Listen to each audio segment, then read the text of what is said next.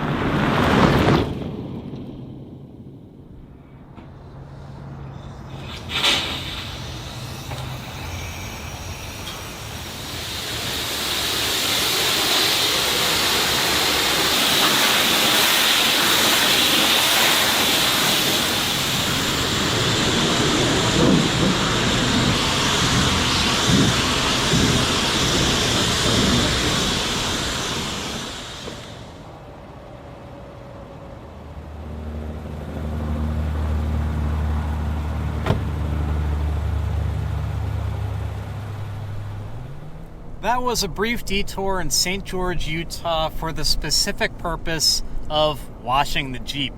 Now it looks like it's just off the showroom floor. I also topped off on gas. It's 2 p.m. and I am heading directly back into the backcountry.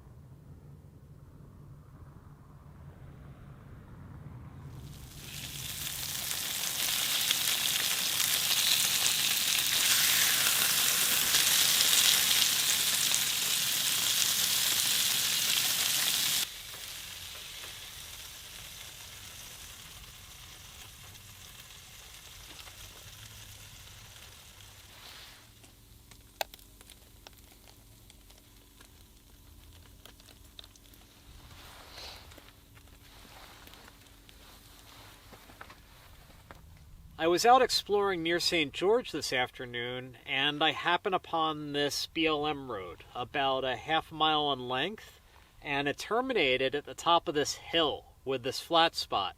It's at 3,400 feet, the temperature is comfortable, and the wind is calm for now, so I decided to make this home for the night.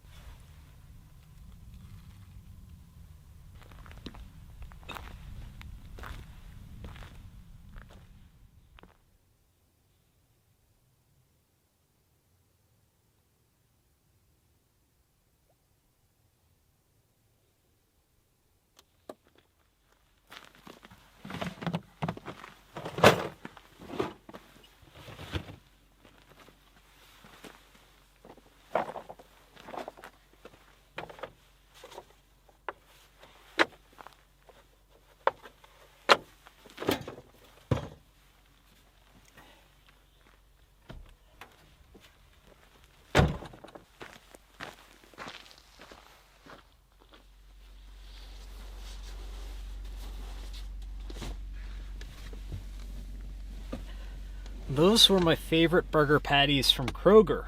They're packaged by Kroger. They are cheddar and bacon hamburger patties. And now, speaking of the grocery store, the last time I was there, I indulged and I got a package of Oreos. That's not all. Oreos. What does the package say? It says, Milk's favorite cookie. This is what I do. You don't have to watch this part. Watching me eat, it's probably like watching paint dry.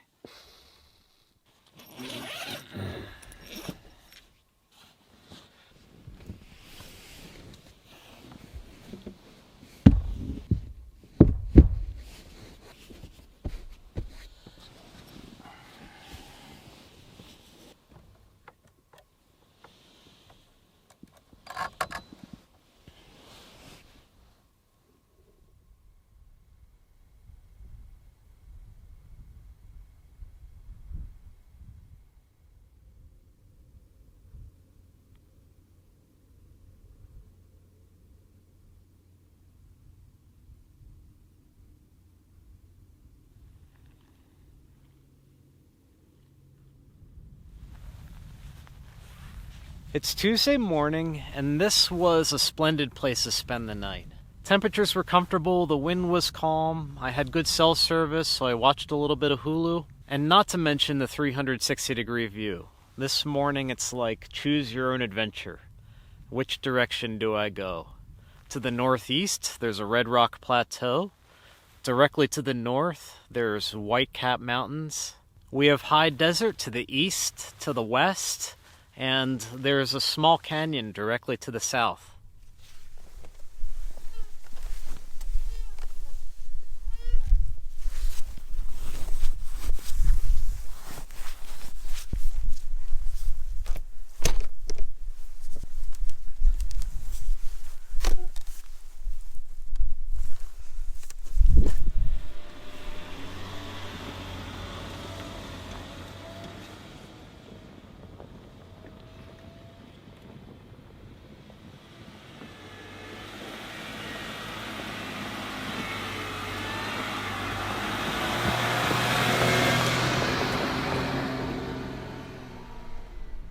It's a very short trail up to the top of the knoll where I spent the night, but it is very steep at parts and it will put your four-wheel drive system to work.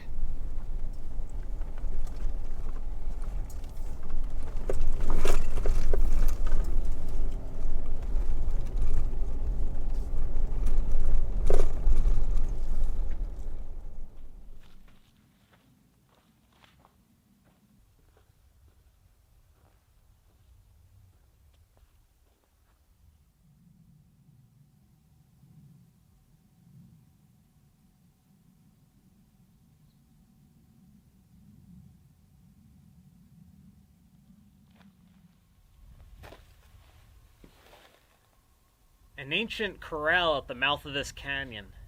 I love pieces of history like this. Just outside the fence, there's a stone fire ring that looks like it sees a decent amount of use. Looks like this also would have been a nice place to spend the night.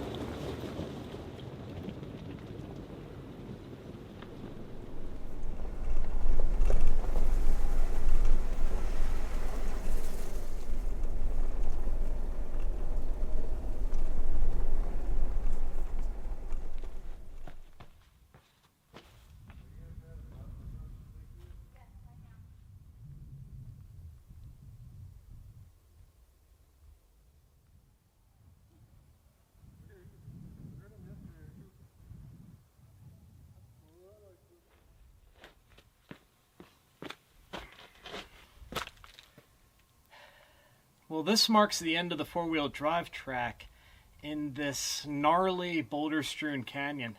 It's just an out and back, but it's very scenic and the terrain is very dramatic. Now I need to get back into the Jeep and backtrack, pick another direction.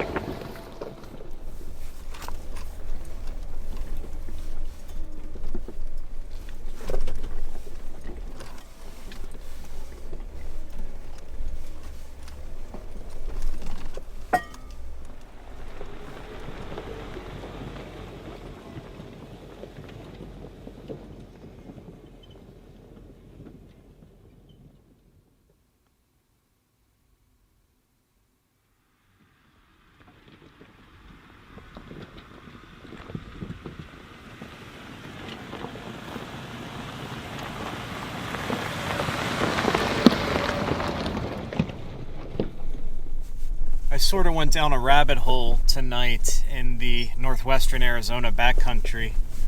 I followed an amazing four-wheel drive route through a canyon, and I passed a couple viable campsites, and I'm thinking, well, it's too early to stop, I'm going to keep going. And of course, now the sun is, well, it's all but gone, and I have been driving for miles, and I have not seen any semblance of a campsite. The primitive roads back here just keep going and going and going. I did cross some pastures with plenty of flat spots, but they were mostly dominated by cattle. So I'm back up in the rocky terrain looking for a place to spend the night, just a pull-off or something, and I'm striking out. I'm just going to have to stop at some point.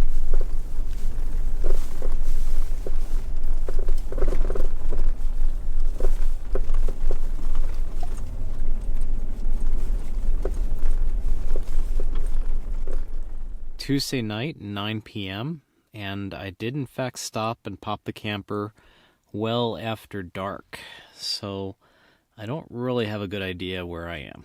I know that I'm remote, and it seems to be cow pasture, but I just pulled off to the side of the track and settled in for the night. I don't even know how far I went. I recorded multiple track logs.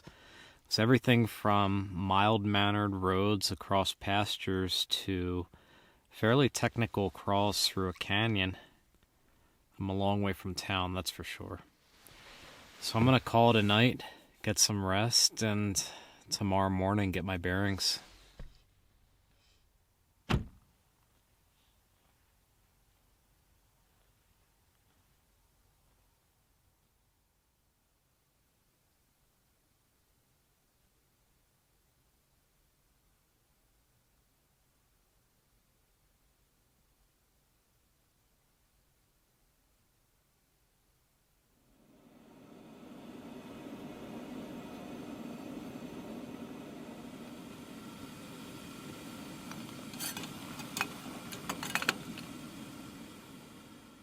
This is what it's all about. A sunny morning, a hot cup of coffee, and a quiet pasture.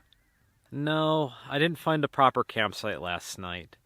And by proper campsite, I mean any flat spot that has some semblance of a fire ring. And I seldom even use the fire ring. It's just a formality, like a save point in a video game. I see a fire ring and I'm like, oh, people camp here. I will do the same. I will camp here too. But honestly, I sleep just as well in a pasture that's laden with cow patties. I'm going to break camp and keep moving. I want to look for a hike today because there is a lot of different terrain and different scenery in this region, and not all of it you can explore by vehicle.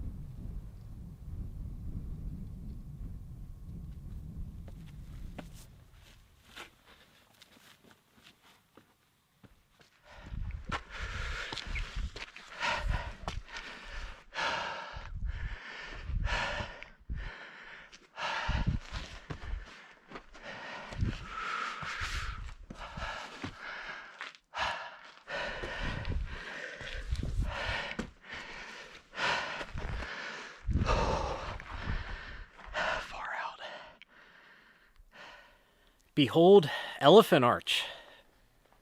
Can you see the likeness to an elephant? This is in Red Cliffs Desert Reserve, north of Washington, Utah. It's about a 2-mile hike from the parking lot, and it's an out and back, so I have another 2 miles back to the Jeep to look forward to. Aside from this last bit, which is a scramble up to the rocks, the hike is fairly flat. It's in a red sand wash, if you don't mind hiking in sand.